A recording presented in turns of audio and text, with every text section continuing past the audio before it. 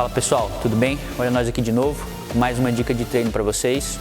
Hoje vamos conversar um pouquinho sobre a famigerada cadeira abdutora, tá bom? Que é um exercício aí muito utilizado na sala de musculação pelo público feminino.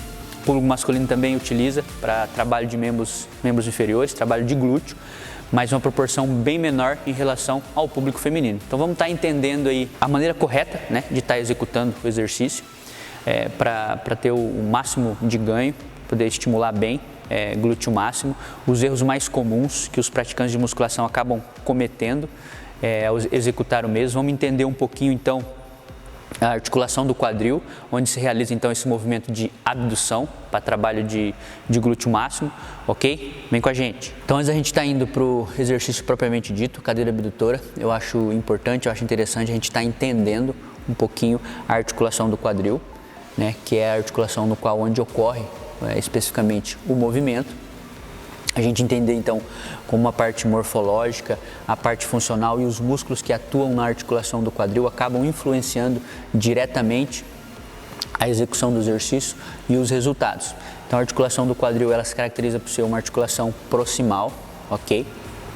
Possui 3 eixos, ou seja, 3 graus de liberdade, um eixo transversal, um eixo antero-posterior e um eixo vertical, onde eu realizo então no eixo transversal os movimentos de flexão e extensão.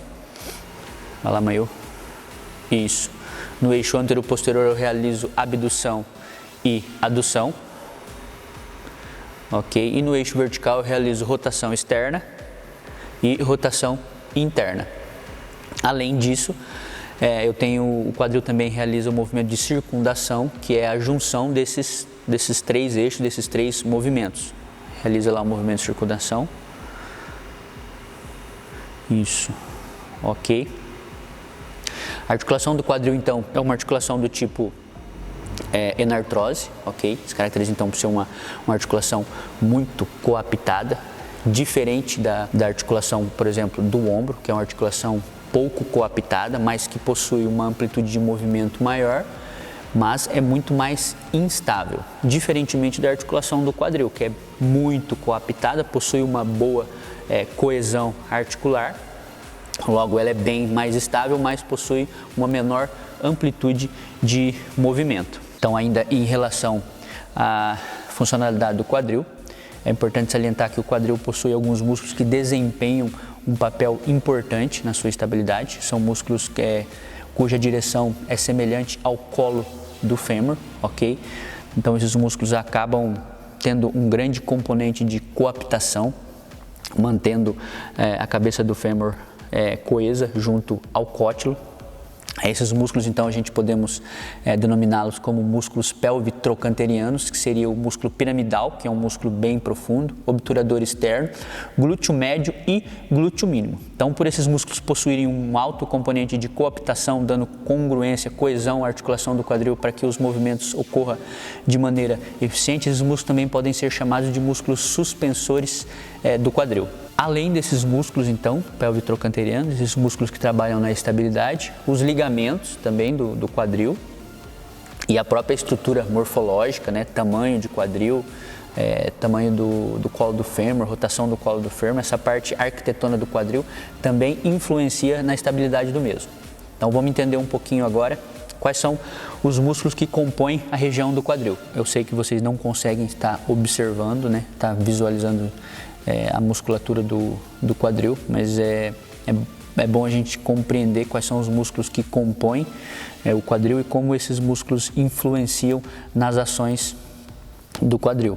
Então, da parte profunda para a parte superficial do quadril, a gente tem um grupo de músculo que a gente chama de OGPQ, que é o músculo obturador interno, obturador externo, glúteo superior, glúteo inferior, piriforme e quadrado da coxa, que são músculos bem profundos e que realizam a rotação lateral do quadril e auxiliam também na abdução. Depois desses músculos profundos a gente tem glúteo mínimo, depois do glúteo mínimo a gente tem glúteo médio, depois do glúteo médio a gente tem glúteo máximo e a parte superficial, mais superficial aqui, a gente tem o tensor da fáscia lata. Então ainda segundo o Capanja, a gente tem aqui nessa parte superficial, né, o tensor da fáscia lata, a gente tem uma divisão funcional formando um triângulo que é o glúteo deltoide. Então o glúteo deltoide ele é composto na sua parte anterior pelo tensor da fáscia lata e na sua parte posterior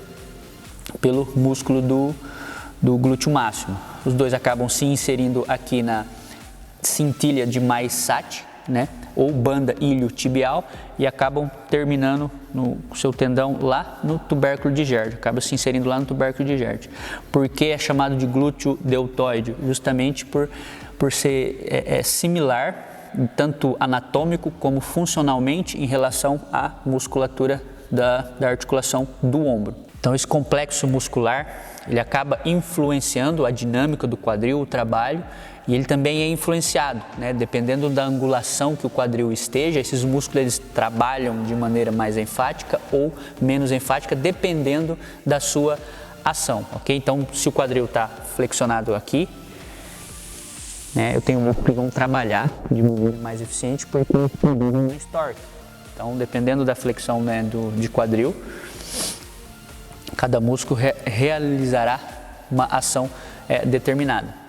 Ok? Vamos entender isso então lá na cadeira abdutora. Então agora vamos entender o exercício de cadeira abdutora na prática. Como vocês puderam ver, não é simplesmente sentar o bumbum aqui no aparelho e realizar o movimento de abdução de quadril. Tem muito mais fatores que influenciam no trabalho de glúteo máximo, né? Que é a musculatura alvo, que é o feixe superior, que é o feixe abdutor de glúteo máximo, que é estimulado aqui na cadeira abdutora. Então, um dos erros mais comuns que o pessoal acaba cometendo ao realizar a cadeira abdutora é a má postura. Eu não tenho contração abdominal, eu não tenho estabilização nem da seção média do corpo, nem da parte superior. A galera senta na cadeira abdutora e já sai realizando o movimento. Então eu preciso de uma estabilização prévia, eu preciso de um bom posicionamento para que a dinâmica do exercício ela seja eficiente. Então o Maio vai estar executando o movimento agora de maneira errada, né? São os erros mais comuns que os praticantes acabam executando na cadeira abdutora. Vai lá, Mayu. Isso. A gente pode observar então uma má postura de tronco, né? Instabilidade da região escapular, falta de contração de abdômen, a pelve está em báscula, né? Está praticamente quase em retroversão. Os pés estão em rotação externa, está em eversão. Então eu preciso melhorar essa dinâmica aqui, pelo menos postural, né? Preciso melhorar essa questão postural para que o exercício fique pelo menos eficiente. Então vamos reorganizar essa questão postural, vamos lá. Estabiliza, organiza quadril, a pelve, contrai abdômen. Isso, ergue os pés, faz uma leve dorsiflexão. Ótimo, agora realiza o movimento. Isso. Muito bom. Ok, então reorganizando essa parte postural, a gente consegue estimular de maneira bem mais eficiente os feixes abdutores de quadril, né, que são os feixes superiores, que são os que são enfaticamente trabalhados no abdutor, ok? Então tem a estabilização da cintura escapular, tem uma contração de abdômen, principalmente de transverso, parte profunda, assim eu consigo estabilizar a pelve, deixar ela estável para que o glúteo realmente faça o trabalho, o torque, o trabalho de abdução. Os pés, apoio os pés lá na posição do calcanhar com uma leve dorsiflexão, ok? Para que eu tenha uma linha de força interessante. A maioria dos praticantes fazem, né, a eversão do pé para estar realizando o movimento. Isso não pode ocorrer. Bora. Isso, excelente. Então agora o Maio vai estar executando para a gente algumas execuções que os praticantes de musculação acabam realizando na cadeira abdutora, até um pouco mirabolante. Vai lá.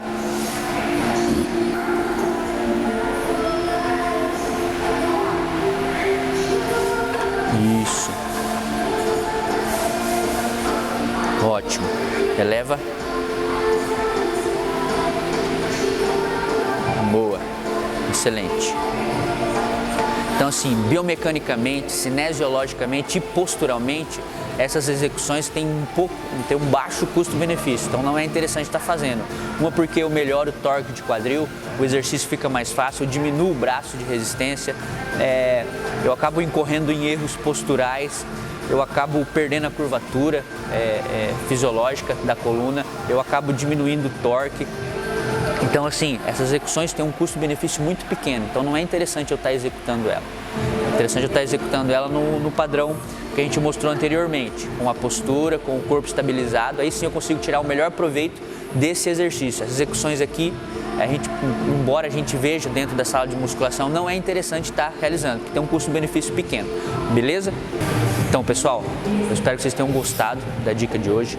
O vídeo é um pouco, tecnicamente, um pouco de difícil de gestão, né? Tem bastante termos técnicos, a gente entendeu um pouquinho da interação do quadril com o exercício de cadeira abdutora, mas eu acho interessante a gente estar abordando esses assuntos e tudo que envolve o exercício em si, para a gente compreender que não é simplesmente chegar no aparelho e estar realizando o mesmo. Tem muitas outras coisas que acabam influenciando na boa execução e nos resultados, beleza? Então espero que vocês tenham gostado da dica de hoje. Dá um like, se inscreve no canal lá e até a próxima. Abraço!